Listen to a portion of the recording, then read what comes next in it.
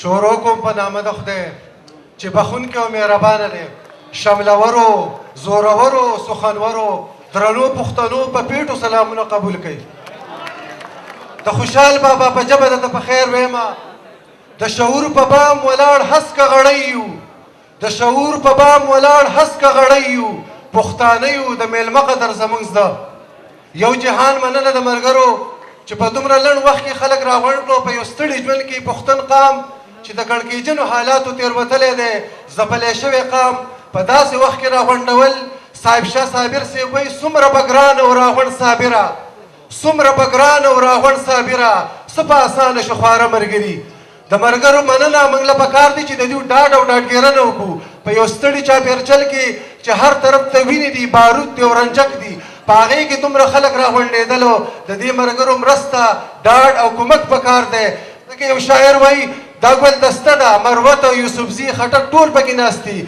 که دې د سمې زه د اسلام آباد ډېر لوی سړی چې زه ورته رنګور او په انسانیت مین ژوند پرست ویم، پروفیسر صاحب ته پروفیسر خلیق الزمان صاحب غونډه کې خلکو په باره کې یو شاعر وایي که دې د سمې که د غره ښکلي دي، که دې د سمې که د غره ښکلي دي، ټوله دنیا کې پښتانه ښکلي دي. که دې د سمې که د غره ښکلي دي، ټوله دنیا کې پښتانه ښکلي دي. خیر دی د بل چا نه پوښتنه وکئ، خیر دی د بل چا نه پوښتنه وکئ.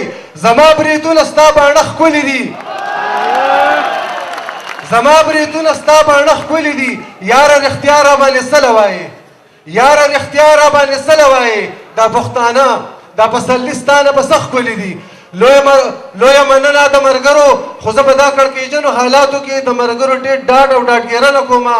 دا سترګور خلک دي زموږ د سماج چې زموږ تهذیب ژوند ساتي، خپله ربا حجره او د ټولو څیزونو له وده ورکوي. داسې خلک د تاریخ په پاڼو کې د ځلنده ستوري که نه زموږ سماج په دا وخت کې د داسې نازک دور نه تېرېږي چې زموږ یو ستر شاعر وینا کوونکی د خوشحال بابا قبر ته ودرېږي، وایي ای د تورې او قلم علم برداره، ای د تورې او قلم علم برداره، ای د پت د خاریې واحد سرداره، ای د پت د خاریې واحد سرداره، ای د خپل دور حکیمه ای نبازه، ای د خپل دور حکیمه ای نبازه.